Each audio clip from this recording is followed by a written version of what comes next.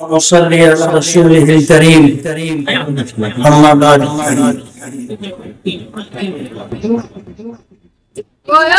عربی کا ایک مقولہ ہے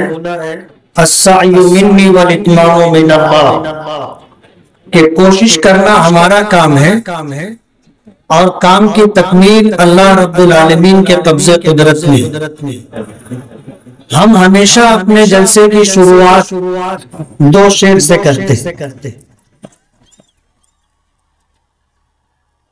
تیری رحمتوں کا دریا سرعام چل رہا ہے، تیری رحمتوں کا دریا سرعام چل رہا ہے، مجھے بھیک مل رہی ہے، میرا کام چل رہا ہے، تیرے نام کا وظیفہ میری زندگی کا حاصل، تیرے نام کی بدولت میرا کام چل رہا ہے۔ آج کا ہمارا یہ جلسہ ملک میں ہونے والے لوک سبھا پارلیمنٹ الیکشن کے سلسلے اور اس الیکشن میں امیدواری کرنے کا ہر ہندوستانی کو حق ہے۔ ہندوستان میں رہنے والا ہر وہ شخص جو ہندوستانی شہری ہے وہ اس ملک میں گرام پنچایت سے لے کر کے پارلیمنٹ تک کا الیکشن لڑ سکتا ہے۔ آج کے حالات ایسے تھے کہ ان حالات میں اگر مسلم امیدوار ان علاقوں سے دیے جاتے، ان لوک سبھا حلقوں سے دیے جاتے جہاں 7 لاکھ مسلم ووٹ ہے، جہاں 6 لاکھ مسلم ووٹ ہے، جہاں 5.5 لاکھ مسلم ووٹ ہے، تو وہ امیدوار مسلم امیدوار چن کر کے آ سکتا تھا۔ ملک کو آزاد ہوا، کانگریس پارٹی کی حکومت قائم ہوئی اور مسلمانوں پر جس طرح کے حالات گزرے وہ ہمارے آباء و اجداد کو پتہ ہے۔ اس ملک میں فسادات کا ایک لامتناہی سلسلہ تھا اور یہ فسادات صرف مسلمانوں کو نشانہ بنانے کے لیے کیا جاتا تھا۔ تباہی اور بربادی ہوتی تھی تو مسلمانوں کی ہوتی تھی، املاک لوٹی جاتی تھی تو مسلمانوں کی لوٹی جاتی تھی، اور اگر پراپرٹی جلائی جاتی تھی تو مسلمانوں کی پراپرٹی جلائی جاتی تھی۔ اس ملک میں 15,000 سے زائد فسادات ہوئے اور مسلمانوں کو توڑنے کی کوشش کی جاتی رہی، اور یہ وہ زمانہ تھا جب کانگریس پارٹی کی حکومت تھی۔ کانگریس پارٹی کوئی مسلمانوں کے لیے بہت اچھی پارٹی ہے ایسا نہیں ہے۔ سچر کمیشن کی رپورٹ نے ہمیں یہ بتایا کہ اس ملک میں مسلمان دلتوں سے زیادہ پسماندہ ہے، اور یہ درگت ہماری اگر کسی پارٹی نے بنائی ہے تو وہ کانگریس پارٹی نے بنائی۔ آج پربھنی جیسا علاقہ جہاں 7.5 لاکھ مسلم ووٹ ہے، کانگریس پارٹی نے کسی مسلم شخص کو امیدوار نہیں بنایا۔ جہاں 6 لاکھ ووٹ ہے بمبئی جیسے کچھ علاقے، وہاں پر مسلم کو امیدواری نہیں دی گئی۔ ہمارا یہ دھولیا مالیگاؤں لوک سبھا حلقہ 5.5 لاکھ مسلم ووٹ ہے، مسلمان کو امیدواری نہیں دی گئی۔ عمرے پر جانے سے پہلے میں نے اس بات کی وضاحت کی تھی کہ اگر مہا وکاس اگھانی کی طرف سے امیدواری دی جائے گی تو ہم پارلیمنٹ الیکشن لڑنے کے سلسلے میں سوچیں گے، لیکن مہا وکاس اگھانی نے یعنی کانگریس، NCP، سماجوادی اور شیو سینا، ادھو بالا ٹھاکرے، ان چاروں پارٹیوں نے پورے مہاراشٹر میں کسی مسلمان کو امیدواری نہیں دی۔ غور کرنے کا مقام ہے۔ آپ اس سے اندازہ کر سکتے ہیں کہ کوئی کانگریس پارٹی مسلمانوں کا بھلا کرنے والی ہو، ایسا نہیں۔ ہمارے سامنے دو مصیبت ہے، ایک بڑی مصیبت ہے اور ایک چھوٹی مصیبت ہے، اور ہم مسلمان ہیں، صاحب ایمان ہیں، اللہ پر، اس کے رسول پر ایمان رکھتے ہیں، اس کی شریعت پر ایمان رکھتے ہیں، ہم تو اللہ اس کے رسول کی ہدایات کے مطابق چلتے ہیں۔ بخاری شریف میں سرکار دو عالم صلی اللہ علیہ وسلم کا ارشاد مبارک ہے، اِذَا ابْتُلِيتَ بِبَلِيَّتَيْنِ فَاخْتَرْ أَهْوَنَهُمَا، جب تم دو مصیبتوں میں گرفتار ہو جاؤ اور تیسرا کوئی راستہ تمہارے سامنے نہ ہو تو اس وقت تم ہلکی مصیبت کو اختیار کر لینا، ورنہ آپ کو پتا ہے کانگریس پارٹی یا بی جے پی میں کوئی فرق نہیں ہے، یہ ایک سکے کے دو رخ ہیں، ایک ہمارا کھلا ہوا دشمن ہے اور ایک ہمارا چھپا ہوا دشمن ہے۔ آج ملک کے جو حالات ہیں، ان حالات نے ہمیں مجبور کر دیا، یا یوں کہیے کہ یہ ہماری ضرورت بن گئے۔ ملک میں ہماری ماں اور بہنوں کو بے پردہ کرنے کی کوشش کی جا رہی ہے، حجاب اور برقعے کا مسئلہ اٹھا کر پورے ملک میں ہماری عزت دار غیور ماں اور بہنوں کو بے پردہ کرنے کی سازش کی جا رہی ہے، ہماری شریعت کو مٹانے کی، ختم کرنے کی سازش کی جا رہی ہے، ہم سے ہماری شہریت یعنی ہندوستانی ہونے کا حق چھینا جا رہا ہے۔ آج ہماری مسجدوں پر بلڈوزر چلائے جا رہے ہیں، اولیاء کرام اور بزرگوں کی درگاہیں بھی محفوظ نہیں ہیں، ہمارے مدارس کو دہشت گردی کا اڈا بتایا جا رہا ہے۔ سی اے اے کا قانون لا کر کے اس ملک میں جو سازش کی جا رہی ہے وہ سمجھنے کی بات ہے۔ میں آپ کو بتانا چاہتا ہوں کہ 2014 سے 10 سال جو بی جے پی کی حکومت رہی ہے، انہوں نے اس ملک میں صرف مسلمانوں کو ٹارگٹ کیا ہے۔ وہ کہتے ہیں 80 اور 20، آپ سمجھتے ہو 80 اور 20؟ 80 اور 20 کا مطلب یہ ہے کہ 80 ہندو، سکھ، پارسی، جین، یعنی تمام وہ دھرم جو اسلام کے مقابلے میں ہے وہ 80 اور 20 میں مسلمان ٹارگٹ ہے، کوئی اور اس ملک میں ٹارگٹ نہیں ہے۔ آج بی جے پی نے صرف مسلمانوں کو ٹارگٹ کیا ہے اور ہم سے ہماری شہریت چھیننا چاہتے ہیں، اس کے لیے سی اے اے کا قانون لایا گیا۔ سی اے اے کا قانون یہ ہے کہ اس ملک میں جو ہندوستانی نہیں ہوگا، اگر وہ درخواست دے گا کہ مجھے ہندوستانی شہریت دی جائے، تو اگر وہ مسلمان نہیں ہوگا تو اس کو ہندوستانی شہریت دے دیں گے، اور اگر مسلمان ہوگا تو اس کو ہندوستانی شہریت نہیں دیں گے۔ یہ سی اے اے کا قانون ہے۔ اگلا قدم جو بی جے پی سرکار کا ہے وہ این آر سی لانے کا ہے۔ این آر سی کا مطلب یہ ہے کہ ہر ہندوستان میں رہنے والے ہر مسلمان کے گھر تک سرکاری کارندے پہنچیں گے اور آپ سے آپ کے ہندوستانی ہونے کا ثبوت طلب کریں گے۔ آپ کو کاغذات اپنے ہندوستانی ہونے کے پیش کرنے پڑیں گے۔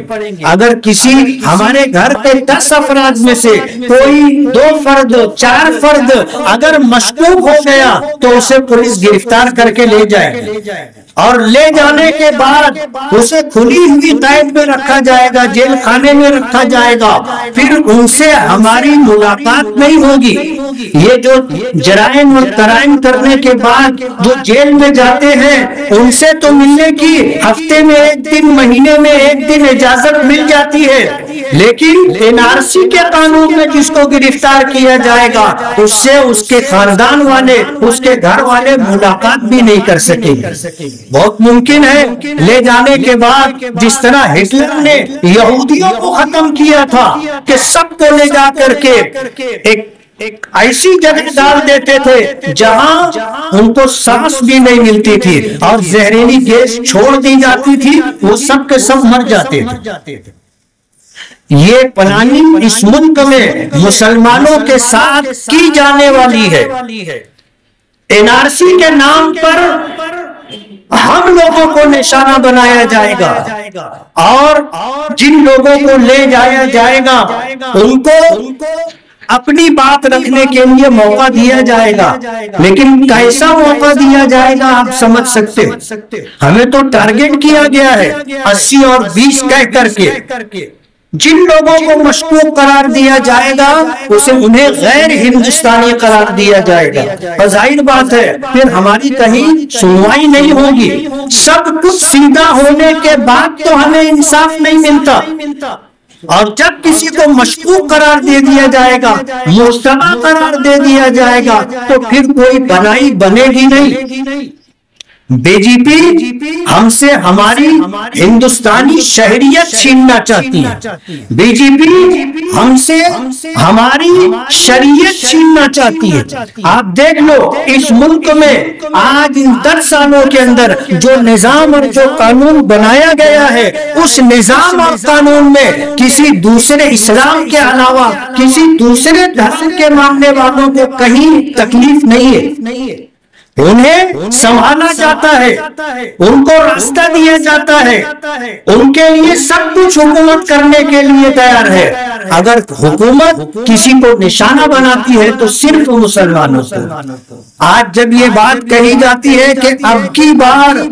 400 کے پار، تو آپ سمجھ لو ان کے عزائم یہ ہیں کہ اگر 400 کے پار وہ آ جاتے ہیں تو پھر اس ملک کا دستور بدل دیا جائے گا، اور جب ملک کا سنویدھان اور دستور وہ اپنی مرضی کا بنائیں گے تو ہم مسلمانوں کے لیے اس دستور میں کوئی جگہ نہیں ہوگی، ہم کو ووٹ دینے سے بھی محروم کر دیا جائے گا۔ اور آج ہم نہیں، دوسری سیاسی پارٹیاں، دلت سماج کے لیڈران، ہندو سماج کے لیڈران، دوسری سیاسی پارٹی کے لیڈران یہ بات کہہ رہے ہیں، ہم نہیں کہہ رہے، ہم تو ان کی بات آپ کو بتا رہے ہیں، نقل کر رہے ہیں کہ آج یہ بات دوسری سیاسی پارٹیاں جو اپوزیشن میں ہیں وہ کہتے ہیں کہ اگر 400 کے پار گئے تو ملک کا دستور ختم ہو جائے گا، 400 کے پار گئے تو اس ملک میں یکساں سول کوڈ نافذ کر دیا جائے گا، اور 400 کے پار گئے تو پھر دلتوں کو اور پسماندہ طبقات کے لیے جو ریزرویشن ہے وہ ریزرویشن ختم کر دیا جائے گا، اور دستور اور سنویدھان کے مطابق ہمیں جو حق ملا ہے کہ ہم اپنی مسجد بنا سکتے ہیں، اذان دے سکتے ہیں، باجماعت نماز پڑھ سکتے ہیں، ہم ختنہ کروا سکتے ہیں، اور ہمیں یہ حق ملا ہے کہ ہم مدرسے بنا سکتے ہیں، اپنے مذہبی تعلیم کو ہم اپنے بچوں کو دے سکتے ہیں، ہم اپنے مذہب کے مطابق نکاح کر سکتے ہیں، ہم اپنے مذہب کے مطابق طلاق کو اختیار کر سکتے ہیں، ہم اپنے مذہب کے مطابق وراثت تقسیم کر سکتے ہیں، ہم اپنے مذہب کے مطابق ایک دوسرے کے حقوق دے اور لے سکتے ہیں، یہ سب کچھ ختم کر دیا جائے گا۔ اور اس ملک میں مسلمانوں کو آج تو ہم 2 نمبر کے شہری ہیں، آنے والے دنوں میں اگر اب کی بار 400 پار یہ بات اگر صحیح ثابت ہو جاتی ہے تو پھر ہم کہیں شمار و قطار میں بھی نہیں رہیں گے، کوئی حیثیت نہیں ہوگی۔ ایسے حالات ہیں، ان حالات کی وجہ سے ہمیں ہمارے نبی جناب رسول اللہ صلی اللہ علیہ وسلم کا وہ فرمان کہ جب تم 2 مصیبتوں میں گرفتار ہو جاؤ تو ہلکی مصیبت کو اختیار کر لو۔ آج ہمارے سامنے روڈ گٹر کا مسئلہ نہیں ہے، بجلی کا مسئلہ نہیں ہے، ہیلتھ کا مسئلہ نہیں ہے، تعلیم کا مسئلہ نہیں ہے، ہمارے سامنے سب سے بڑا مسئلہ ہماری شریعت کا۔ اگر میں مسلمان رہ کر کے نہیں جی سکتا تو ایسی زندگی جینے سے فائدہ کیا ہے؟ ہمیں ہمارا ایمان عزیز ہے اور ہم اپنے ایمان کو اپنی جان سے زیادہ عزیز سمجھتے۔ نبی کریم صلی اللہ علیہ وسلم نے یہ بات فرمائی تھی کہ قسم ہے اس ذات کی جس کے قبضے قدرت میں میری جان ہے، کوئی شخص اس وقت تک ایمان والا نہیں ہو سکتا جب تک کہ میں اس کے نزدیک، میری لائی ہوئی شریعت اس کے نزدیک اس کی جان سے، اس کے ماں باپ سے، اس کے بچوں سے اور دنیا و جہاں میں جو کچھ ہے اس سے زیادہ عزیز نہ ہو جاؤ۔ بخاری شریف میں آتا ہے کہ حضرت عمر فاروق رضی اللہ تعالیٰ عنہ اس بات کو سن کر کے کہنے لگے کہ اللہ کے رسول، آپ مجھے سب سے زیادہ عزیز ہیں لیکن میری جان مجھے آپ سے زیادہ عزیز ہے۔ حضور نے فرمایا کہ عمر، تمہارا ایمان کامل نہیں ہے۔ حضرت عمر نے غور کیا اور یہ بات ان کے دل میں کہی کہ عمر، تم نے جو بات کہی ہے وہ صحیح نہیں ہے۔ سرکار کے ایک اشارے پر تم جان قربان کرنے کے لیے تیار ہو جاتے ہو، اگر تمہیں اپنی جان عزیز ہوتی تو سرکار کے لیے تم اپنی جان قربان کرنے کے لیے نہیں جاتے۔ حضرت عمر نے کہا کہ اللہ کے رسول، آپ مجھے اپنی جان سے زیادہ عزیز ہیں۔ تو سرکار نے فرمایا، الآن عمر، اب تمہارا ایمان کامل ہوا ہے، تو ہمیں اپنا ایمان عزیز ہے۔ ہم کوئی کانگریس پارٹی کو اس میں سرخاب کے پر لگے ہیں اس لیے اس کی حمایت کر رہے ہیں، ایسا نہیں ہے۔ آج ہمارے سامنے دو مصیبتوں میں ایک ہلکی مصیبت ہے، اور وہ یہ کہ کانگریس پارٹی کا جو امیدوار ہے وہ آج دھولیا مالیگاؤں لوک سبھا حلقے میں بی جے پی کے امیدوار کو سیدھا ٹکر دینے کی حیثیت رکھتا ہے۔ اگر ہم مالیگاؤں سے صحیح معنوں میں بھرپور تعداد میں اگر ہم نے ووٹ دیا تو کانگریس پارٹی کا اور مہا وکاس اگاڑی کا یہ امیدوار جیت سکتا ہے۔ آج اس طرح کے حالات ہیں۔ ہم نے صوبائی بچھاؤں کو جو ووٹ دینے کا اور ووٹ دلوانے کا جو فیصلہ لیا ہے، اور ہم نے بغیر کسی مطالبے کے، بغیر کسی ڈیمانڈ کے، بلا شرط حمایت اور بغیر کسی کنڈیشن کے سپورٹ کرنے کا فیصلہ کیا ہے، تو اس لیے کہ ہماری ماں اور بہنوں کا پردہ باقی رہے، اس لیے کہ ہماری مسجدیں باقی رہے، اس لیے کہ ہمارے مدرسے باقی رہیں، اس لیے کہ ہماری درگاہیں باقی رہے، اس لیے کہ وقف کی املاک باقی رہے، اس لیے کہ ہم مذہب کی آزادی کے ساتھ جی سکے۔ ہمیں امید ہے، ہم نے مہا وکاس اگاڑی کے امیدوار سے یہی بات کہی ہے کہ ہم آپ سے آج کوئی مطالبہ نہیں کرتے، لیکن جب آپ چن کر کے آ جاؤ گے اور جب سرکار بنے گی اس وقت ہم اپنے مطالبات آپ کے سامنے رکھیں گے۔ آج تو مالیگاؤں کا مسلمان آپ کو ہر حال میں سپورٹ کرے گا۔ مالیگاؤں ایک مذہبی حیثیت رکھنے والا شہر ہے، ہمیں کوئی خرید نہیں سکتا۔ ہم اپنی ووٹ کا سودا نہیں کرتے،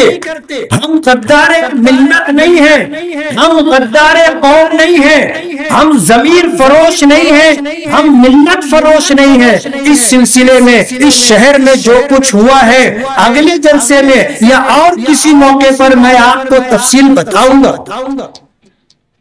میں آج آپ سے یہ اپیل کرتا ہوں، وقت ختم ہو رہا ہے، میں آپ سے یہ اپیل کرتا ہوں کہ 20 مئی کو صبح سویرے آپ کو ہر حال میں ووٹ دینا ہے، اور یہ ووٹ آپ کے ہندوستانی شہری ہونے کا ثبوت ہے۔ اگر آپ نے اپنے ہندوستانی شہری ہونے کا ثبوت فراہم نہیں کیا اور کل اگر آپ کے خلاف NRC کے تحت کوئی کارروائی ہوتی ہے تو آپ کسی اور کو الزام مت دینا، آپ اپنی کوتاہی کو سامنے رکھنا کہ یہ مصیبت ہم پر اپنے ووٹ نہ دینے کی وجہ سے آئی ہے۔ اس لیے میری آپ سے گزارش ہے کہ 20 مئی کی صبح اولین ساعتوں میں دھوپ میں تیزی آئے، اس سے پہلے خود بھی اور اپنے گھر کی ماؤں اور بہنوں کو ساتھ میں لے جا کر کے آپ ووٹنگ کروائے۔ اگر آپ نے یہ کام کیا انشاءاللہ یہ ایک چھوٹی سی ہماری قربانی ہے، انشاءاللہ اس سے ہمیں آگے بڑے سیاسی فائدے حاصل ہوں گے۔ اللہ تعالی ہماری ان کوششوں کو بارآور فرمائے، اور جو لوگ اس ملک اور آئین کو ختم کرنا چاہتے ہیں ان کے وجود سے اللہ تعالی اس ملک کو نجات عطا فرمائے۔ وآخر دعوانا ان الحمد للہ رب العالمین۔